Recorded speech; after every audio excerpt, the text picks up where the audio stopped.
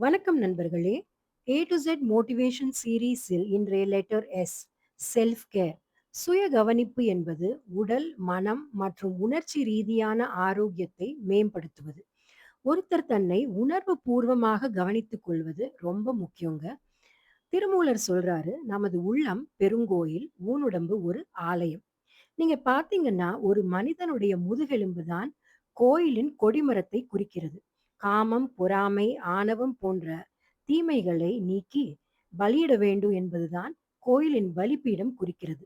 கர்ப்பகிரகம் தலை, கர்ப்பகிரகத்தின் கடவுள் ஆன்மா, அர்த்த மண்டபம் முகம், அந்தரான மண்டபம் கழுத்து, மகா மண்டபம் மார்பு, மணி மண்டபம் வயிறு, உள் சுற்று தோள்கள், வெளி சுற்று கைகள், கருவறை தூண் கண்கள், சுற்றுச்சுவர் எலும்புகள், தூண்கள் கால்கள்.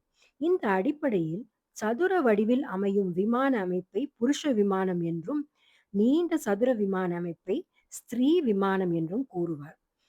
இதன்படி பார்த்தீங்கன்னா, நமது உடம்பு ஒரு ஆலயத்தின் தத்துவமாகவே கருதப்படுகிறது. நந்தி எப்படி கோயிலின் செக்யூரிட்டி கார்டாக இருக்கிறாரோ, அப்படியே உங்கள் எண்ணங்களை அடக்கி மனதை தூய்மைப்படுத்துவது மிக அவசியம். உங்கள் மூளையில் இருக்கும் 1000 இதழ் தாமரை சகஸ்ரார சக்ரா தான் ஆயிரங்கால் மண்டபம். உங்களுக்குள் இறைவன் இருக்கிறாருங்க. ஆகவே உங்க உடம்பையும், மனதையும், எண்ணங்களையும் கவனிப்பது மிக அவசியம்.